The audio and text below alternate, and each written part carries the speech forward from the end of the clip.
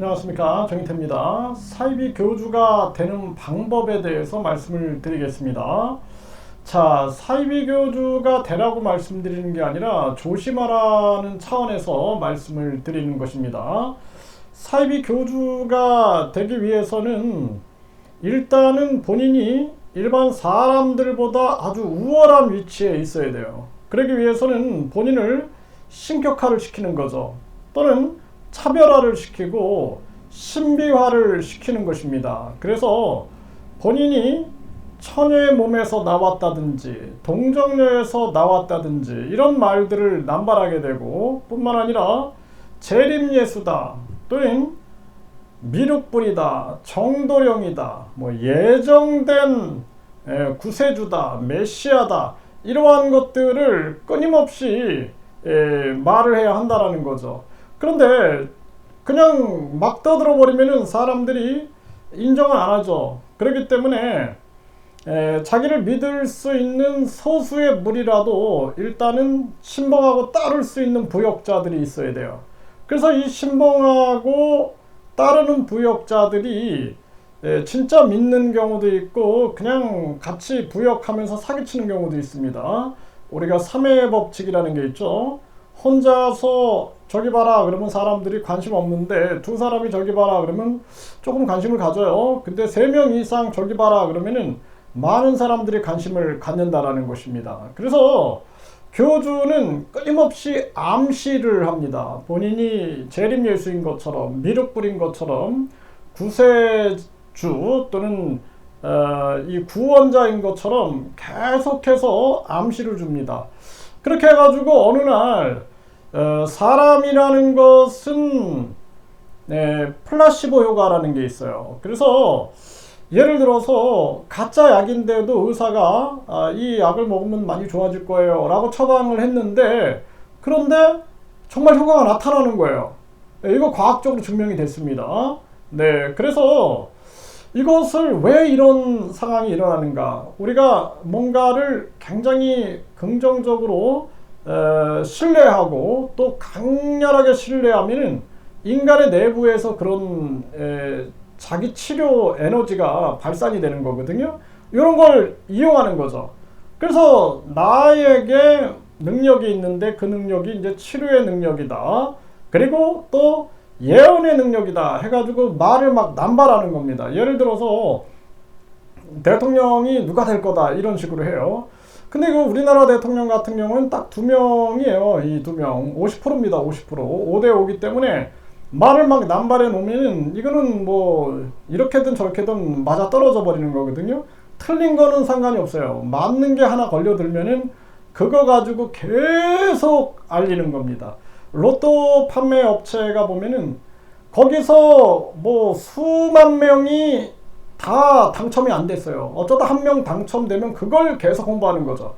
그걸 홍보해 가지고 야 여기가 1등이 나왔다 이런 식으로 홍보해서 돈을 벌어요. 근데 수만 명이 거기서 당첨이 안 된 얘기는 안 하죠. 그러니까 수만 분의 1로 그냥 하나 현상이 나타난 걸 가지고 또 부각시키는 거예요. 이거랑 같은 원리다 이렇게 보시면 됩니다. 그래서 이 사이비 교주는 본인을 신격화시키고 계속 치료, 예언 이런 걸 통해서 본인을 계속 우상화시키는 작업을 합니다. 뿐만 아니라 신도들을 심리적 지배하기 위해서는 공포감을 줘야 돼요. 공포감. 나를 배신하면 죽는다, 나를 떠나면 죽는다, 또 이 세상이 종말이 온다, 이 세상이 큰 환란에 닥친다, 그러면서 방법은 나만 알고 있다 이렇게 얘기를 하고 있어요.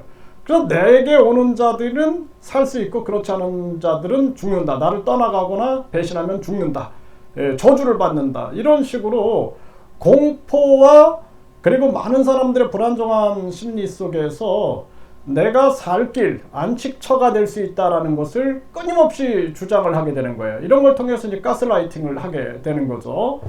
그리고 본인이 숲속이 됐던 산속이 됐던 어느 공간에 가가지고 여기가 마치 도피처가 되는 것처럼, 이건 이제 가상의 현실로 만들기도 하고, 그리고 또는 실질적으로 어디 산이나 이런 데 들어가 가지고 여기가 바로 도피처다 이런 식으로 계속 설명을 하면서 사람들을 글로 모여들게 되는 거죠.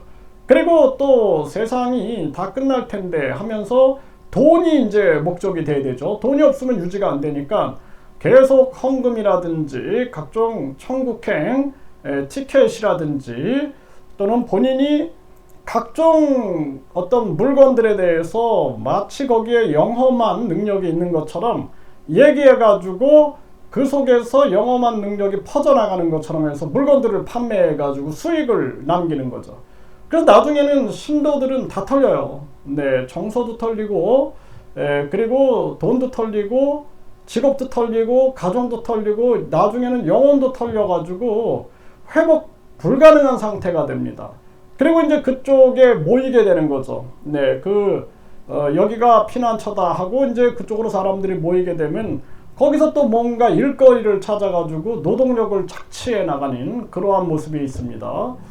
그래서 우리나라도 지금 보면은 브라질에다가 자기들이 신앙촌을 만들고 또 과거에는 과천 쪽에다가 신앙촌을 만들어가지고 사회적 무리를 만들고 그리고 오대양 사건도 우리가 기억을 하고 있을 것입니다. 또 최근에는 피지에다가 또 그렇게 신앙촌을 만들고 이게 다 같은 원리로 항상 움직이고 있다는 거예요. 교주에 대한 신격화 그리고 그 교주는 예언과 각종 치료라든지 신비체험 이런 걸 통해서 사람들에게 계속 가스라이팅을 할 준비를 하고 있는 거죠.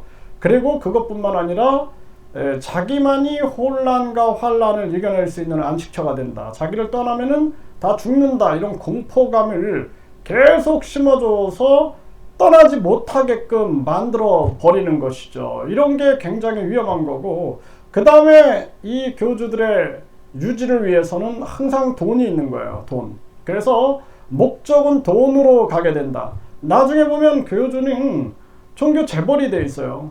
부동산 재벌이 돼 있고 아주 재산이 막 쌓여 있습니다. 그런데 이 교주들을 보면은 항상 앞에서는 굉장히 자기는 검소하게 사는 척 하면서 아주 고급 차량을 끌고 다닌다든지 또는 엄청난 부동산을 유지해 가지고 눈속임을 하는 거죠. 나는 이렇게 조그만 데서 살고 있어. 나는 아주 검소하게 살고 있어. 음식도 아주 검소하게 먹고 있어. 나도 여자도 나는 금욕주의자야. 나는 무소유자야. 근데 나중에 조사해 보면은 엄청난 뒤에 재산이 깔려 있고 또 각종 여성들을 성적으로 착취하고 있는 그러한 모습이 드러난다라는 것입니다. 그래서 사이비 교주는 누구나 될 수 있는 거예요. 그런데 양심상 안 하는 거죠. 양심상. 그래서 이러한 부분들을 국민들이 조심하고 또 조심해야 한다. 이렇게 말씀을 드립니다.